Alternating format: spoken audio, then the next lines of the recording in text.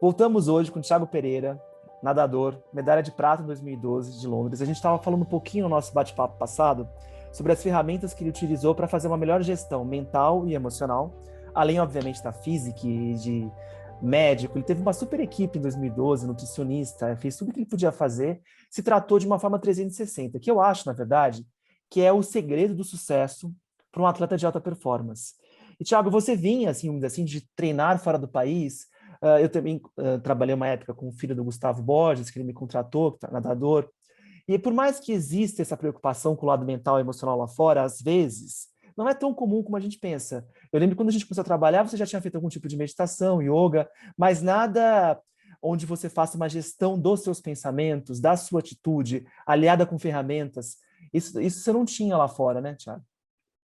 Não, não. E, na verdade, Gil, antes da gente começar a fazer todo esse trabalho, lá fora, era, era praticamente treino, cara. Essa coisa da moda antiga mesmo, E a sabe? cabeça do Ali. esporte, né, o que o Bruno fala, né, até hoje o esporte, por mais que eu entendo que a tecnologia relativa a como o nosso cérebro funciona, ela surgiu nos últimos 20 anos, com a evolução do maquinário, da tecnologia, para entender essa máquina que é o cérebro humano. Então, antes disso não tinha mesmo. Mas essa cultura, né, tem coisas que a ciência já mostrou que não funciona, mas a cultura segue fazendo daquele jeito, que o treinamento físico é muito importante. E eu vejo que nos últimos anos também surgiu essa parte da nutrologia, né? Nutrólogos, nutrição, a importância do esporte. Mas ainda hoje, em 2021, com toda essa prova de como a mente é importante, a emoção é importante, ainda existe atletas que não fazem uso disso, né? Nem seleções, né?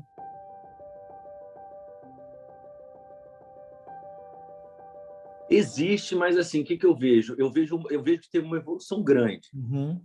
tá? Porque antigamente era meio que uma coisa assim, nossa, Preconceito também, né? Existia um fazendo- preconceito, né? Ou seja, nossa, mas você tá maluco? Você tá precisando de ajuda, não é isso? nossa, mas está fazendo psicólogo, nossa, mas está fazendo um trabalho e tal, mas sabe, hoje em dia eu já vejo que é mais fácil para os atletas. Eu vejo falando da natação, tá? Uhum. Hoje em dia tem muitos atletas que fazem. E eu tenho certeza que muito foi por causa da gente também. Uhum. Porque eu falei muito sobre esse E trabalho que eu abriu fiz. esse campo, né? O Bruno também fala muito, né? O próprio Xuxa, depois que ele me trouxe para trabalhar com você, não sei se você sabe disso, depois que no pós-carreira dele ele estava numa angústia, poker, meio precisando se atuar, e ele me chamou, eu trabalhei com ele 2 anos e meio. E também você, a gente acabou se reencontrando numa outra etapa da sua vida ali, nesse pós-carreira, que abre um vazio muito grande. E as possibilidades de vocês, atletas, são gigantescas. Você pode trabalhar no seu ramo, ser um empresário. Isso eu falo sempre para o Bruno, né? Essa preparação pré-aposentadoria é importante, porque vocês terminam uma carreira extremamente jovem. Hoje em dia, 35 anos, 40 não é nada, né? As pessoas estão performando até 80, 90 anos dentro das suas profissões. Então, vocês têm um futuro brilhante pela frente. Se vocês souberem direcionar bem a carreira de vocês, vai longe, né? E se a gente pensar, cara, e se a gente, vamos lá, é, se os atletas já começam a se preparar, né, igual você está falando, já fazer essa parte mental, não só para o físico, mas também já mudando essa, né, E mindset para o o pós-carreira. mindset, na hora que parar, na hora que, sabe, você chega numa Olimpíada, você ganha ou não ganha, e aí acabou a vida, e aí? Mais uma vez, Acabou a essa Olimpíada. parte mental e emocional se faz importante, tanto para você ganhar medalhas, quanto para você gerenciar a pressão de uma pós-carreira, esse vazio, inclusive vazio químico. Quando você treina 8 horas por dia, você tem uma série de hormônios sendo liberados no seu sangue, e é muito comum atletas pós-carreira, quando param, sentirem muito mais pesados, meio depressivos, meio tristes. A rotina muda drasticamente na rotina dentro do esporte, fora do esporte. Vamos voltar em 2012? A gente fez esse Vamos. parênteses aqui do futuro. Eu lembro que uma das coisas que a gente fazia nas nossas sessões também era a visualização. Você veio com duas situações, quarto lugar, e também eu lembro que você me falava muito no começo sobre o crawl, né? Que na verdade que você falou que o crawl não é o meu melhor estilo, na verdade você chegava exausto no crawl, então o crawl não conseguia ser o melhor estilo. E a gente Que a fazia gente queimava muito no início, né? queimava Lembra muito no que aí foi início. quando aconteceu no 400, em É, 2012. Eu não queimei tanto no início, e aí a ou gente seja, teve no você não tinha final. um problema no fundamento crawl, é que você não tinha energia para jogar no crawl ali.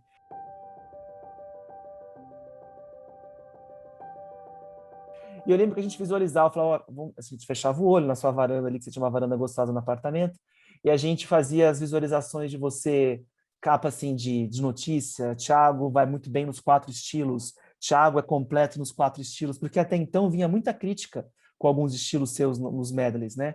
e Thiago, medalha olímpica, a gente visualizava essas matérias projetando o seu futuro, naquela época que você não tinha ganho medalha ainda. Então eu lembro que a gente fazia isso. E depois eu fiquei feliz de ver que as notícias eram essas. Thiago, até hoje, né? Quando as pessoas falam, não, o cara é completo nos 4 estilos, fez uma prova fenomenal, o cara nadou bem os 4 estilos, né? Mudou a história, E é o né? que a gente falava na época, cara, que assim, é o que você matou aí. O problema não podia ser o crawl, porque pô, eu era recordista sul-americano de 200 livre. Não dava para ser o Então, fundamento, né? É abraçado, é a mão, o que que é, né? É isso, né? não era, entendeu? Então, assim, era realmente essa coisa de começar desembestado e aí chegava no final sem tanta energia. E aí foi isso também, esse trabalho que a gente me ajudou muito a controlar isso, né? Então, aí mais Gerenciar a tranquilo, impulsão.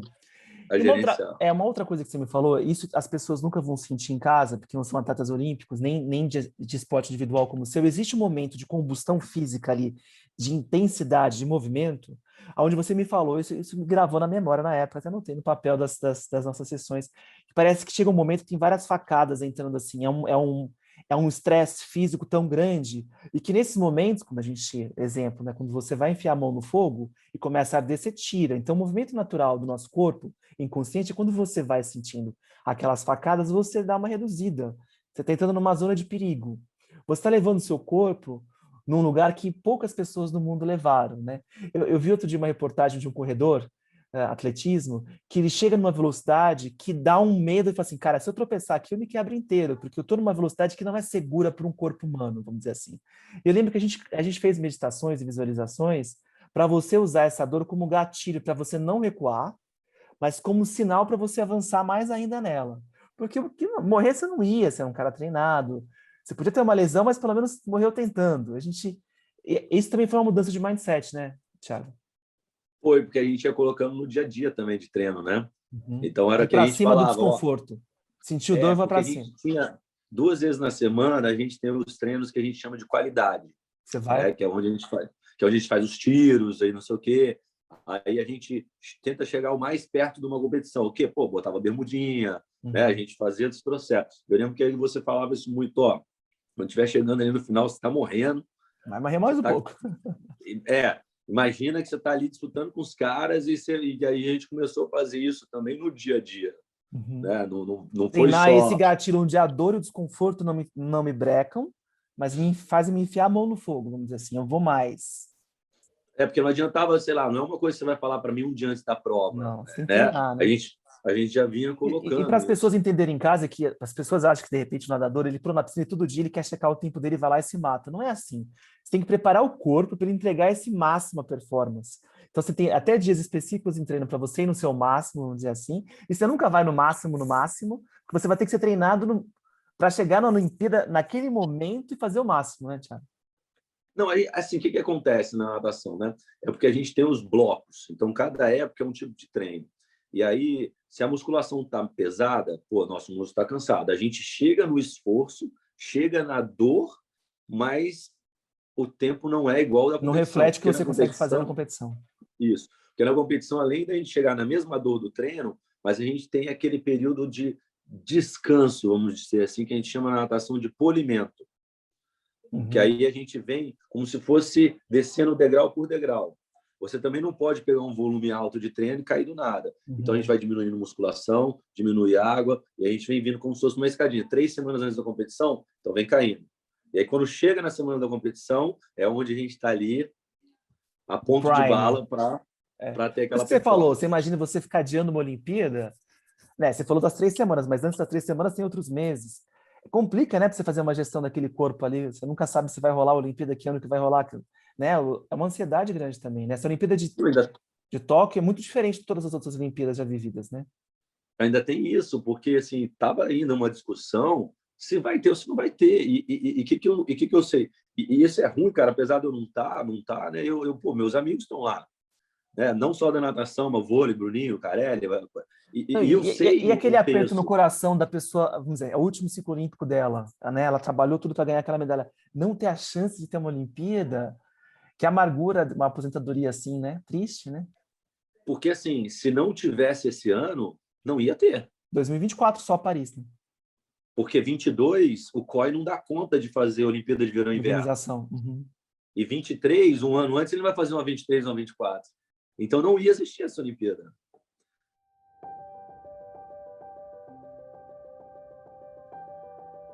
Assim, e você imagina, fazer tudo isso sem gerenciamento de emoção e de mente é uma loucura, né? Assim, partir do princípio que dá.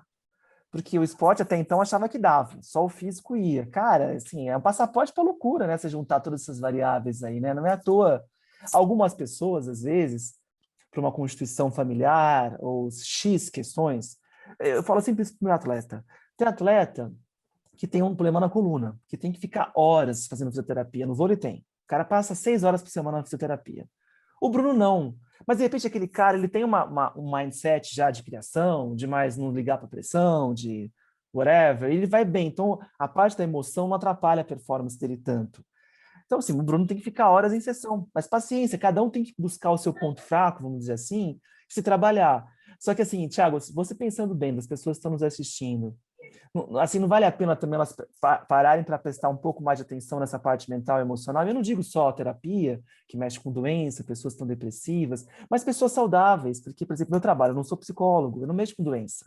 Eu não vou mexer com pessoas que estão com doença, mexer com, vamos dizer assim, com problemas de saúde mental. Quem mexe são psicólogos e psiquiatras. Mas eu pego pessoas que estão naquele espectro de saúde, que são saudáveis, mas que querem render mais, que querem ter mais qualidade de vida, que querem sair de um quarto lugar e para uma medalha olímpica. E tem muito ganho, né, quando você se investe nessa área, né? Seu tempo, sua energia, né? Tem muito ganho, Gil, e assim, eu acho que é uma coisa que hoje os esportistas já estão entendendo mais, a importância, mas eu concordo com você que ainda tem, perante a Tem chão, né? mundo Tem chão para andar, né? corporativo, as pessoas ainda não acreditam tanto. Que loucura, Perante ao né? mundo Porque eu penso corporativo. assim, né? Eu vejo tanto que se você for ver a maioria dos meus clientes, eu tenho clientes empresários, donos de empresa, empresários executivos, mas a maioria é atleta. E eu tenho um porquê. Eu lembro que eu peguei um atleta meu com um problema seríssimo de coração, aonde ele foi diagnosticado que ele podia falecer a qualquer momento na quadra.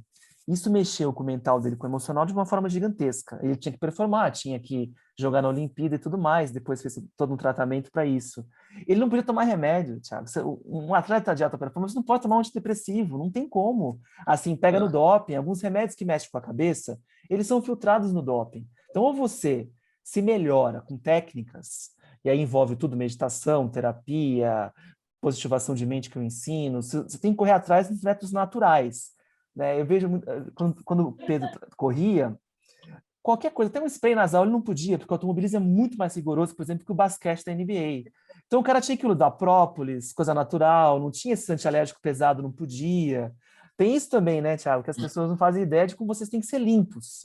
Então você não pode usar da droga, vamos dizer assim. E eu vejo muito executivo empresário se muletando muito em remédio, o que é bom, mas os próprios psiquiatras às vezes encaminham pessoas para mim para aprender meditação, porque vai dar uma desmamada do remédio, né? Remédio para dormir, remédio de ansiedade. Então tem esse lado também, né? Não, tem realmente esse lado da depressão, de tudo, fato. E é o que você falou, a gente tem que ter um super cuidado, coisa de doping. Eu era chato com isso, cara. Qualquer coisa que eu fosse tomar, estava no Você mandar para Brasil, o estava nos médico, Estados médico da Unidos, seleção. cara, ligar no médico. Ele eu mando o produto. Pá, dá no site, não sei o quê. Tá liberado. Não tá. Pô, esse aqui tá meio esquisito. Não sei se tá tudo aí. Não vai. Você vê, a gente teve um problema com o jogador de vôlei por causa Manipulado. disso. Tomou manipulado, uma coisa manipulada pronta, só que não estava lá um estimulante que eles colocavam para a pessoa gostar daquele manipulado, dar um barato para a pessoa render. O cara foi pegando doping.